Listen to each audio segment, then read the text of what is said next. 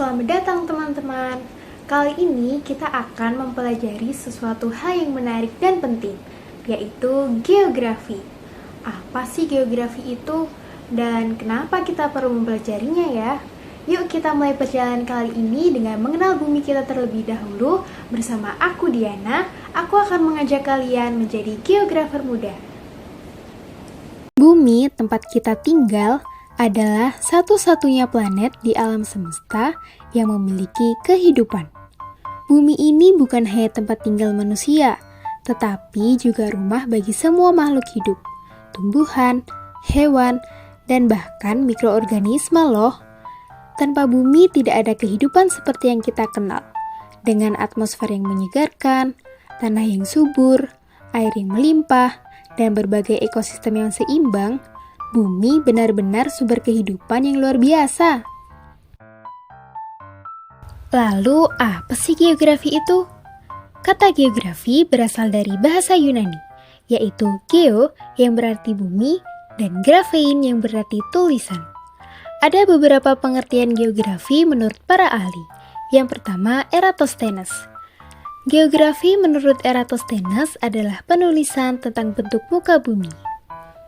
Selanjutnya, Claudius Ptolemeus yang mendefinisikan geografi sebagai suatu penyajian melalui peta yang menyajikan sebagian atau seluruh permukaan bumi. Selanjutnya, Immanuel Kant. Menurutnya, geografi merupakan ilmu dan objek studinya adalah benda-benda, hal-hal, atau gejala-gejala yang tersebar pada wilayah di permukaan bumi. Dari pengertian dari beberapa ahli tersebut, dapat kita simpulkan bahwa geografi adalah ilmu yang mempelajari tentang bumi, tempat kita hidup, serta hubungan antara manusia dan lingkungan di sekitarnya. Dalam geografi, kita nggak hanya belajar tentang tempat-tempat di dunia ini, tapi juga segala hal mulai dari benua, laut, sampai kota dan desa yang saling terhubung dan mempengaruhi satu sama lain. Geografi punya dua objek utama loh. Yang pertama adalah objek material geografi. Objek material geografi ini mencakup segala fenomena yang terjadi di geosfer atau lapisan permukaan bumi kita. Nah, geosfer itu mencakup litosfer, atmosfer, hidrosfer, pedosfer, biosfer, dan antroposfer. Semua kejadian seperti pergerakan lempeng tektonik, gempa bumi, iklim, dan pembentukan gunung, semuanya adalah bagian dari objek material geografi. Selain objek material, geografi juga punya objek formal. Objek formal geografi adalah sudut pandang dan pola pikir terhadap suatu gejala yang ada di muka bumi, baik berupa fisik, non-fisik, maupun sosial. Ada 3 sudut pandang utama dalam geografi nih. Yang pertama adalah keruangan atau spasial. Pendekatan spasial ini melihat fenomena berdasarkan lokasi dan distribusinya di bumi atau fenomena geosfer dalam ruang. Misalnya, erupsi gunung berapi menyebabkan daerah di sekitarnya tertutup abu vulkanik yang tebal. Kedua ada lingkungan atau ekologi. Pendekatan ini berfokus pada hubungan antara makhluk hidup dan lingkungan mereka. Contohnya, bagaimana polusi akibat asap pabrik dan kendaraan dapat mempengaruhi kualitas udara dan air di suatu daerah. Yang terakhir ada kompleks wilayah atau regional. Pendekatan ini merupakan perpaduan antara pendekatan keruangan dan kelingkungan yang melihat hubungan antara berbagai fenomena dalam suatu wilayah. Misalnya, manusia yang membangun rumah harus melihat karakteristik wilayah dan lingkungan sekitarnya. Rumah yang dibangun di tepi pantai atau lereng yang terjal harus memiliki fondasi yang kokoh dan kuat. Geografi juga punya 2 aspek yang penting. Yang pertama adalah aspek fisik.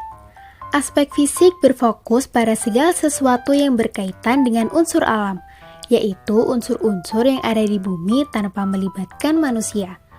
Contohnya adalah fenomena iklim yang menjadi bagian dari aspek fisik geografi.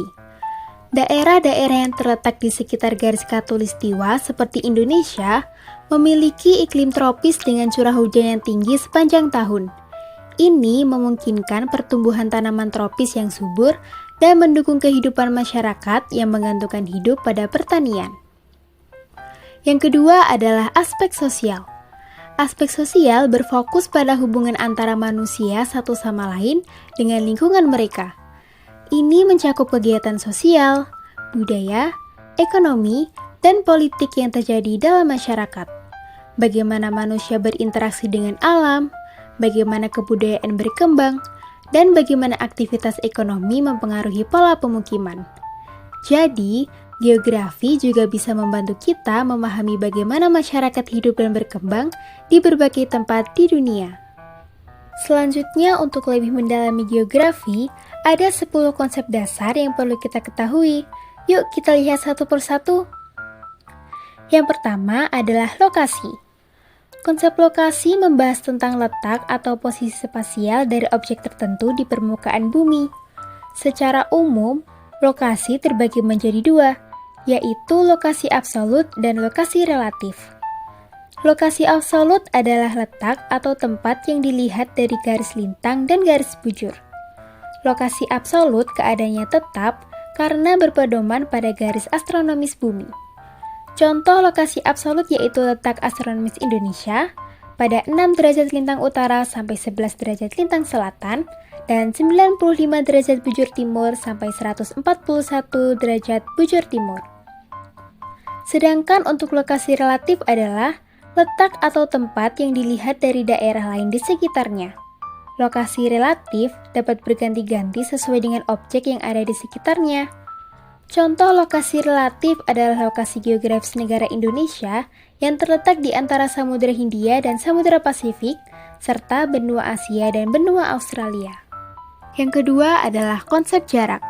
Jarak berkaitan dengan lokasi karena nilai suatu objek dapat ditentukan oleh jaraknya terhadap suatu objek lain. Misalnya, harga tanah akan semakin mahal apabila mendekati pusat kota dibandingkan dengan harga tanah di wilayah pedesaan. Yang ketiga adalah konsep aglomerasi. Konsep aglomerasi ini adalah kecenderungan persebaran yang bersifat mengelompok pada suatu wilayah.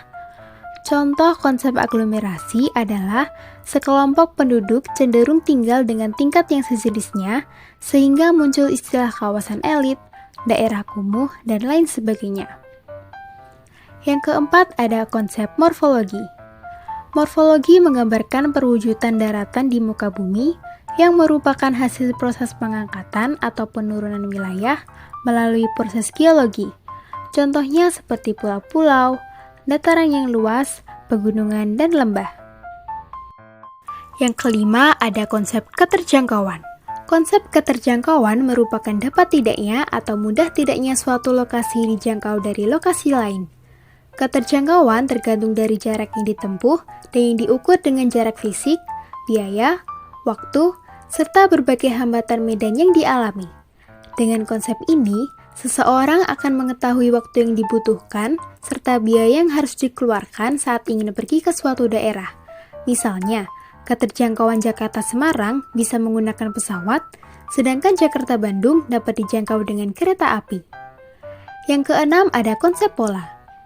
Konsep pola artinya berkaitan dengan persebaran fenomena di permukaan bumi, baik fenomena yang bersifat alami seperti aliran sungai, persebaran vegetasi, jenis tanah, dan curah hujan, maupun fenomena sosial budaya seperti pemukiman, persebaran penduduk, mata pencaharian, dan jenis perumahan tempat tinggal penduduk. Yang ketujuh ada konsep interaksi dan interdependensi. Konsep ini berkaitan dengan hubungan timbal balik atau saling ketergantungan antar wilayah.